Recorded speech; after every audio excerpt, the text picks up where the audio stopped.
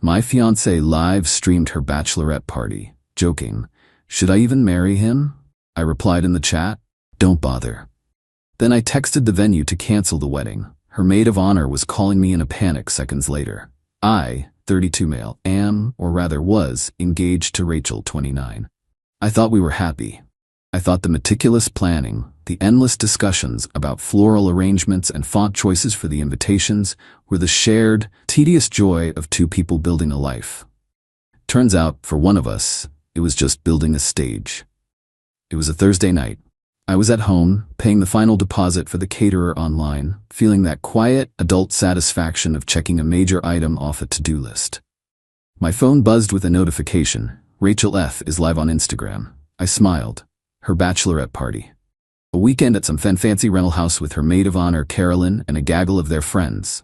I clicked, expecting to see silly games and champagne flutes. And I did. The camera was shaky, clearly held by Carolyn. Rachel was front and center, wearing a future Mrs. Miller sash, her face flushed from alcohol. They were laughing loudly. Okay, real talk," Carolyn slurred, turning the camera to frame them both. "You're getting locked down. How does it feel?" Rachel took a dramatic swig from a bottle. "Alexander's great, you know, he's so stable." She said the word like it was a terminal diagnosis. Her friends giggled. "He pays the bills on time, his car is always clean, he remembers to take the trash out." "But is he fun?" someone shouted from off-screen. Rachel's eyes, usually so bright and focused on me, looked glassy and distant. She leaned into the camera, a conspiratorial smirk on her face. "He's a great provider. My parents love him. But is it enough?" "Honestly, guys," she paused for effect, looking around at her cheering friends, "should I even marry him?" The room erupted in a mix of woos and "don't do it." Carolyn was laughing so hard, the camera shook violently. The chat on the side of the screen was flying by. Hearts, laughing emojis, comments like, "Run girl," and "OMG Rachel." My world didn't shatter. There was no explosion of rage, it was more like the flick of a switch. A cold, silent, and profound click in my brain. The background noise of my life, the hum of the refrigerator, the distant city traffic, seemed to fade into a perfect, crystalline silence. She wasn't asking a question. She was voicing a doubt she'd clearly been nursing for a while, and she was doing it in front of an audience of hundreds. My fingers moved before my brain had fully caught up. I was logged into my personal account, the one with my face as the profile picture. I typed one sentence into the live chat. "Don't bother." I didn't wait to see the reaction. I closed the app. My heart was beating a steady, rhythmic drum, not fast, just strong. Practicality took over. The venue. I opened my texts, scrolled to our coordinator, Deborah. "Hi Deborah, this is Alexander Miller. Please consider this message my formal notification that I am canceling our wedding scheduled for October 12th. I understand the deposit is non-refundable. Please confirm receipt of this message. Thank you." I hit send. The spreadsheet, we had a massive shared Google sheet, budgets, guest lists, vendor contacts. I clicked File, Make a Copy, saved it to my private drive. Then I went back to the original, clicked Share, found Rachel's name, and selected Remove Access. Click, the caterer, I had literally just paid them. I sent a follow-up email. Subject, cancellation, event number 24601. Hello, further to my payment a few moments ago, the event has now been canceled. As per our contract, I understand this evening's payment and the initial deposit are non-refundable. No further action is needed. Regards, Alexander Miller. My phone rang. Carolyn. Her face contorted in a fake smile on the caller ID was the same one I'd just seen on the live stream. I watched it ring until it went to voicemail. A text bubble immediately popped up. "Carolyn, Alexander, call me. Now." Another one, seconds later. "What did you do?" And the one that made it all real. "The venue just emailed Rachel a cancellation confirmation. WTF is going on?" I put my phone on silent, face down on the counter. I went to the kitchen and poured myself a tall glass of ice water. The house was quiet. She had asked a question, and I had simply given her an answer. The rest? It wasn't revenge. It was just paperwork. Update 1. The next 24 hours were a strange sort of silent storm. My phone was a nuclear reactor of notifications, dozens of missed calls from Rachel, Carolyn, and a few numbers I didn't recognize. Texts ranged from the hysterical, "How could you do this to me?" to the vaguely threatening, "You better answer your phone, Alexander." I didn't. I forwarded the venue cancellation email to Rachel's father, who had paid the initial deposit. The subject line was FYI, and the body was blank. I felt it was only right he be informed where his money went. Rachel got home late Friday afternoon. I heard her key in the lock, the sound of her suitcase wheels on the hardwood floor. I was sitting on the sofa reading a book. Alexander. I looked up. Her face was pale, her eyes red and puffy. The party sash was gone. "You have 5 minutes to explain yourself," she said, her voice trembling with a rage that felt completely unearned. "Explain what, Rachel?" I asked, placing my bookmark carefully. "You asked a question. I gave you an answer. I then acted on that answer." "It was a joke. I was drunk. It was my bachelorette party," she shrieked, the volume escalating with each excuse. "You don't just blow up our entire lives over a stupid joke. Was it a joke when you said I was stable, like it was a bad thing? Or when your friends were telling you to run? That all seemed pretty genuine to me. You were performing, Rachel, and you forgot your most important audience member was watching. You humiliated me," she cried. "You commented for everyone to see, then you called the venue. My phone blew up. Do you know how embarrassing that was?" "I imagine it was very embarrassing," I said calmly. "But you were the one live streaming to hundreds of people. The humiliation, as you call it, began when you held up our relationship for public ridicule. I just ended the show." This seemed to stun her. She sputtered, searching for a new angle. "The money, Alexander. My dad's money. We just lost thousands of dollars." "Your father's money, yes," I corrected. "I paid the final deposits for the caterer and the band myself last night, so I'm out a fair bit too. I've already emailed your father. I'll be sending him a check for my half of the non-refundable venue deposit he covered. It's the least I can do." Her mouth opened and closed like a fish. The idea that I would be financially responsible and decent seemed to completely short-circuit her argument. She was counting on me to be a monster so she could be the victim. She left that night to stay with Carolyn. Good. The next phase of the narrative began the following day. Carolyn, a PR disaster in her own right, created a new group chat with our mutual friends titled Supporting Rachel. Her opening salvo was a masterclass in spin. "Carolyn, hey everyone, as you may have heard, Alexander had a massive, unprovoked outburst and has called off the wedding. Rachel is obviously devastated. He completely overreacted to a silly joke she made at her party and is now refusing to speak to her. We're all just trying to rally around her during this awful time." My phone buzzed as a few friends replied with, "OMG, what happened?" and "Sending love to Rachel." I didn't reply. Instead, I did a little more housekeeping. Rachel and Carolyn ran a small side hustle, designing invitations and social media graphics for people. For the past year, they'd been using my premium Canva account and my Adobe Creative Cloud license. I logged in, changed passwords, revoked access.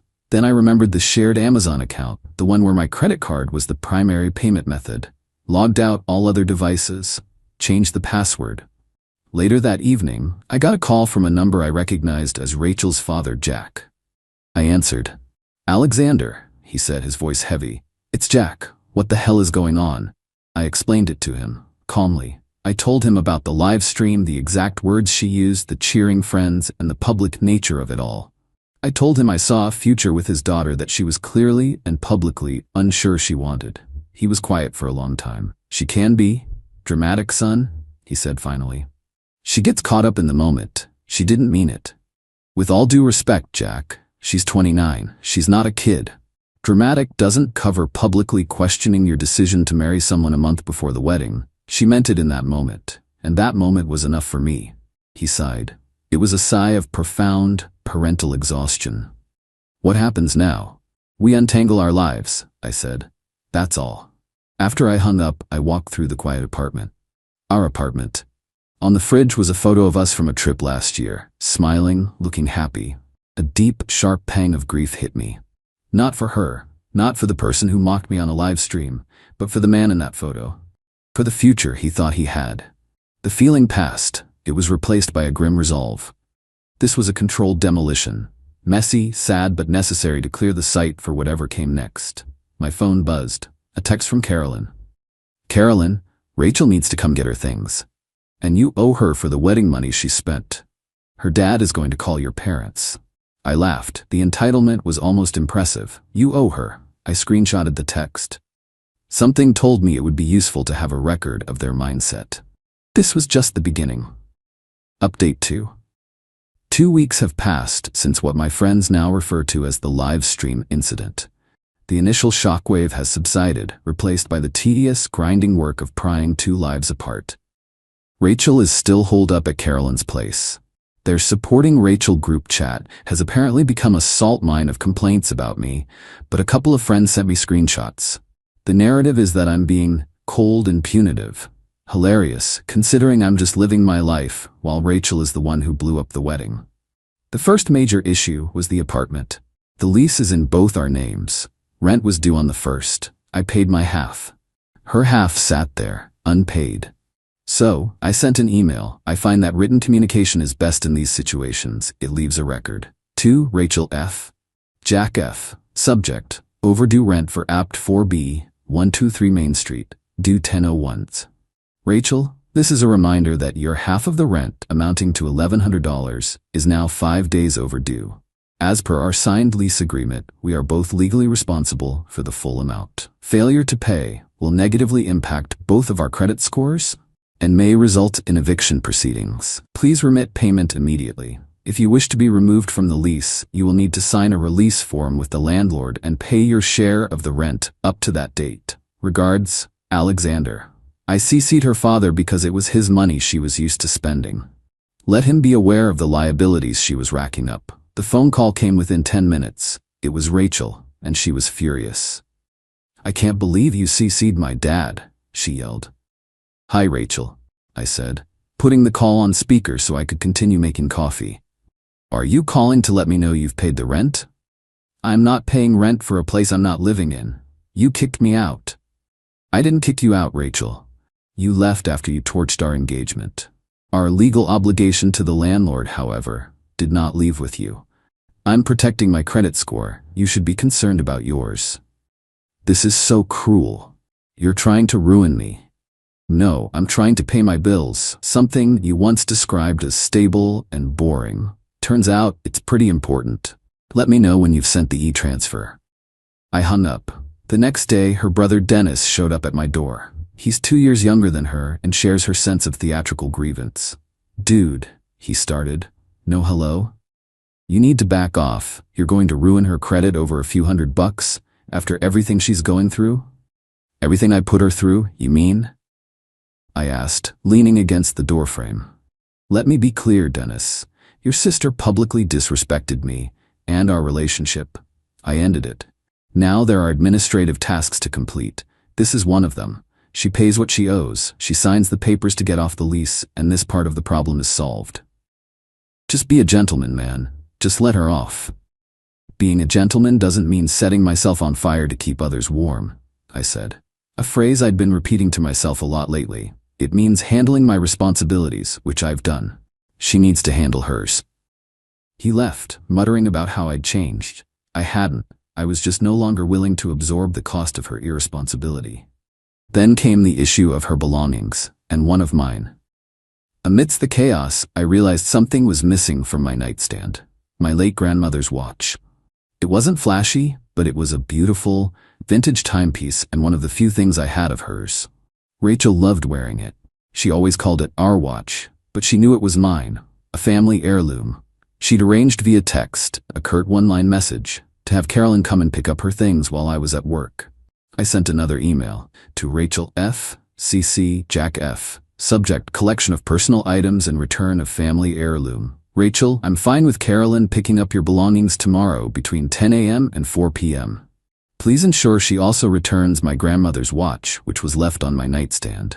For clarity, I've attached a screenshot of our texts from July where you asked to borrow it. It needs to be returned tomorrow. Thank you. Alexander. The CC to her father was a calculated move. He knew my grandmother. He knew how much that watch meant to me.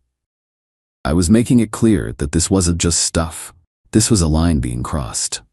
The next day, I came home from work to an apartment that felt eerily empty. Her closets were cleared out, her makeup gone from the bathroom. It was a relief. I checked my nightstand, no watch. My heart sank, but the anger that followed was cold and sharp. This wasn't an oversight. This was a petty, deliberate theft. The rent remained unpaid. The watch was gone. But something new had appeared in my inbox. An email from Jack. Subject: let's sort this out. Looks like Dad was finally ready to step in. Final update. It's been about 4 months. The divorce is finalized. Just kidding. We never got married, so it was just a clean, brutal break. The emotional shrapnel has mostly settled, and my life is blessedly quiet. The email from Rachel's father, Jack, led to a sit-down meeting. The three of us at a neutral ground coffee shop. It felt like a hostage negotiation. Rachel was sullen, staring into her latte like it held the secrets to the universe. Jack just looked tired of his 29-year-old daughter's self-inflicted drama. He started by sliding a small velvet pouch across the table. It landed next to my hand. "Here," he said, his voice flat. "This is yours. This was never up for debate, Rachel, and it was beneath you to take it." Rachel flinched but didn't look up. I opened the pouch. My grandmother's watch. I felt a wave of relief so profound it almost buckled me. I slipped it into my pocket without a word. Point 1 to me. "Now, the rent," Jack continued, looking at a piece of paper. "I have sent you the $1,100 for last month's rent, Alexander. I've also spoken to your landlord and paid the fee to have Rachel's name removed from the lease. This is the last time, Rachel, the absolute last time I bail you out of a mess you made." She mumbled something that sounded like it was his fault too. I just took a sip of my coffee. Let her have her narrative. The facts were written on the check from her dad. Then came the final item on the agenda. The wedding costs. This was the part I knew she was waiting for. The part where she thought she could claim some kind of financial victimhood. "We need to sort out the rest of the wedding expenses," Jack said. "It's pretty simple," I replied, pulling out my own list. "You and Rachel paid for her dress and the invitations. I paid the non-refundable deposits for the band, the caterer, the photographer, and the full, non-refundable cost of our honeymoon to Italy. I also bought the engagement ring." Rachel finally spoke up, her voice laced with venom. "So you're going to pay me back for the dress, right? I can't return it." I almost laughed. "Absolutely not. You can sell it or burn it. I don't care. As for my losses, I'll be selling the engagement ring to recoup some of the cost of the honeymoon I'll no longer be taking." Her head snapped up, her eyes flashing. "You're going to sell the ring? After everything it was supposed to mean?" I leaned forward, keeping my voice low and even. "It was supposed to mean we were building a life together, Rachel. A life you publicly questioned for sport. When you asked that live stream if you should even bother marrying me, you rendered the ring's meaning null and void. It's not a symbol anymore. It's just a rock. A very pretty, very sellable rock." The finality in my voice seemed to hit her harder than anything else. There was nothing left to argue. The dream was dead, and I was liquidating the assets. And that was it. We left. I never spoke to her again. Here's the final fallout, as I've pieced it together from the odd text from a mutual friend and the general social grapevine. Rachel. She's still living with Carolyn, and by all accounts, the friendship is imploding under the strain. Carolyn signed up to be the fun-time maid of honor, not the full-time warden for a miserable, broke roommate. Rachel had to get a real 9-to-5 office job, which she apparently hates. She tells people I ruined her life. In a way, I guess I did. I ruined the life she thought she was entitled to, where her actions had no consequences. Carolyn, her reputation took a nosedive. The live stream, which was screen-recorded by dozens, made the rounds. She's no longer seen as the hilarious life of the party, but as the mean girl instigator who gleefully helped her best friend torpedo her own future. Karma's a funny thing. I sold the ring, got a decent price for it. I lost money, sure, but I gained peace, which is priceless. The apartment feels like mine now. It's clean, quiet, and stable. I'm embracing the boring life Rachel so despised. It's been incredibly peaceful. I blocked her, Carolyn, and her brother on everything. Last week I booked a flight, a solo trip, to Italy. I'm going on that honeymoon by myself. It's not the trip I planned, but it feels right. It feels like a beginning. The best part? The utter lack of remorse from her side. She'll go to her grave believing she was the victim of my overreaction. That certainty is my validation. She wanted a show, and she got one. It just had a surprise ending where the leading lady gets written out in the first act. And the leading man? He's doing just fine.